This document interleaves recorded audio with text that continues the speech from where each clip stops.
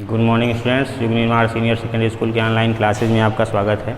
आज हम लोग क्लास 10th के इलेक्ट्रिसिटी चैप्टर के कुछ न्यूमेरिकल्स को सॉल्व करेंगे। फार्मूले जो है बताए हुए हैं, उसी बेसिस पे कुछ क्वेश्चन भी बताया था। फिर आज कुछ क्वेश्चन बता देते हैं। जैसे पहला ये जो है एक सर्किट दिया गया है जिसमें कुछ रेजिस्टेंस एक कॉम्बिनेशन में जुड़े हैं और ये पॉइंट आपका ए है और ये बी है। इस पूरे सर्किट का हमको टोटल रेजिस्टेंस बताना है। ठीक है, मान लीजिए हम इनिशियल शुरुआत यहाँ से करते हैं और यहाँ से चलते हैं, तो यहाँ से यहाँ तक पहुँचने पर ये सिंगल जो है वे है, लेकिन यहाँ से और यहाँ तक आने का एक रास्ता ये है और एक रास्ता ये है। ठीक है, यानी इसके और इसके पॉइंट के बीच में इधर का सर्किट और प्लस ये रेजिस्टेंस दोनों एक दूसरे के क्या हैं, पैरेलल है। यहाँ से यहाँ तक तो सिंगल वे है, लेकिन यहाँ से और यहाँ तक पहुँचने का जो पाथ है एक इधर से है और एक इधर से है। ठीक है, यानी कि ये पूरा सर्किट इस रेजिस्टेंस के साथ क्या है, पैरेलल में है।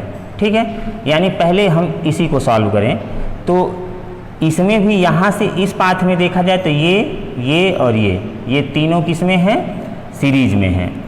तो मान लेते हैं कि इनका रिजल्टेंट जो है R डैश है, तो सीरीज में जो है रेजिस्टेंस सीधे सीधे जुड़ जाते हैं। ठीक है, तो R equal to 20 plus 10 plus 20, ये 20 ये 10 और ये 20 तीनों सीधे सीधे जुड़ जाएंगे। कितना हो जाएगा, 50 ओम। ये सारे जो है रेजिस्टेंस का यूनिट आगे ओम लगा होगा। ठीक है, हम बस न्यूमेरिकल वैल्यू लिखे हैं, तो ये R डैश निकल गया। यानी अगर इस फिगर को हम नए तरीके से बनाएं तो कैसे बनेगा, ये 10 जो ये है, फिर ये 30 जो बीच में लगा हुआ है, फिर इन तीनों का रिजल्टेंट कितना, 50। ठीक है, फिर उसके बाद से इधर का ये 10 ओम का रेजिस्टेंस, ये 10 ये 30 और ये 50। अभी आप देख रहे हो कि ये तीनों का जो रिजल्टेंट है 50 वो इस 30 के साथ पैरेलल में है। ठीक है, तो 1 अपान पैरेलल में रेसिप्रोकल ऐड किया जाता है, तो 1 अपान R डबल डैश अगर मान लें तो 1 अपान 30 प्लस 1 अपान 50। ठीक है, एलसीएम 150 ये यानी 5 और प्लस 3 यानी 8 अपान 150। ये किसका हो गया, 1 अपान R डबल डैश, तो R double dash equal to 150 upon 8। ठीक है, सिंप्लीफाई कर लें अगर और तो 75 अपान 4। ठीक है, इसको ऐसे ही रहने देते हैं। यानी अब ये दोनों जो कॉम्बिनेशन है ये रिड्यूस होकर के सिंगल हो गया। यानी एक तो ये 10 जो पहले से था, इनका रिजल्टेंट जो आपका 75/4 आया, और जो थर्ड रेजिस्टेंस है ये 10। ठीक है, ये पॉइंट आपका ए और ये बी, ये जो आपका टर्मिनल्स हैं, ये कितना था, 10। अब आप देख रहे हो कि ये पूरा कॉम्बिनेशन जब चेंज हम किए तो ये किस में हो गया, सीरीज में।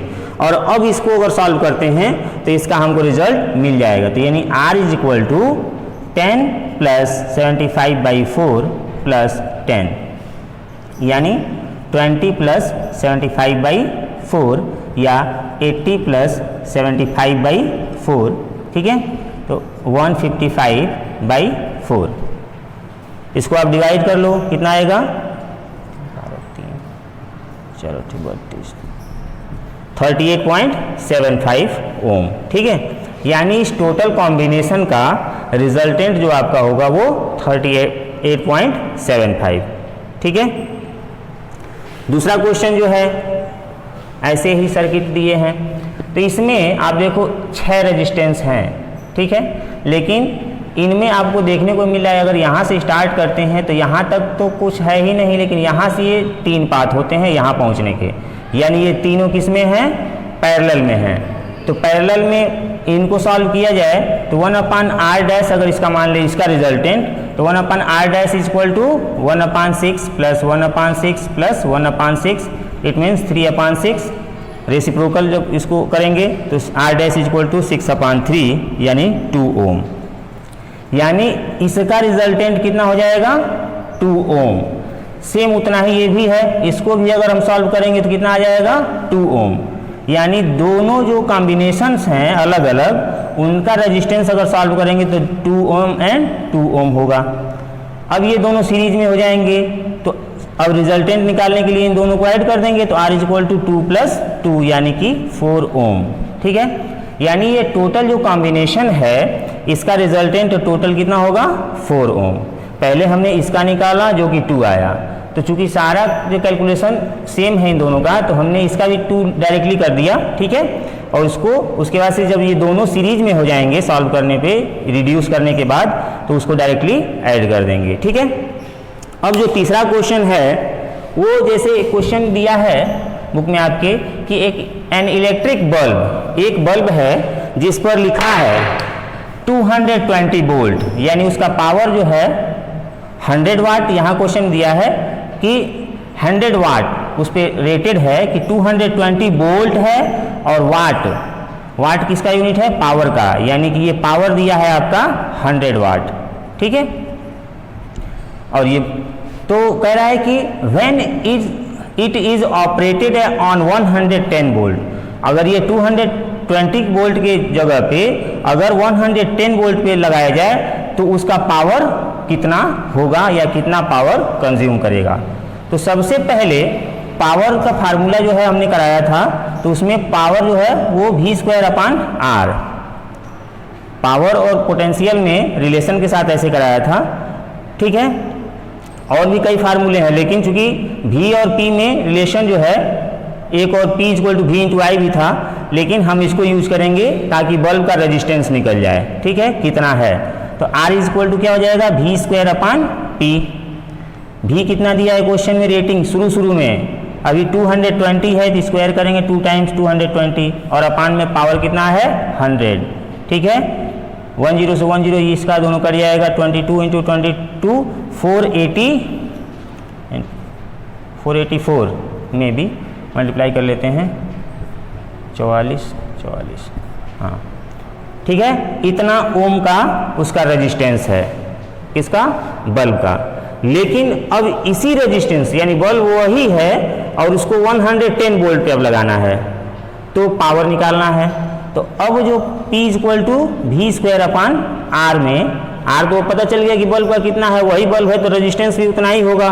पोटेंशियल चेंज कर रहे हैं तो 110, अब जो पोटेंशियल हम अप्लाई कर रहे हैं 110, स्क्वायर करेंगे तो 110 × 110 अपान 484 जो कि रेजिस्टेंस है इसका।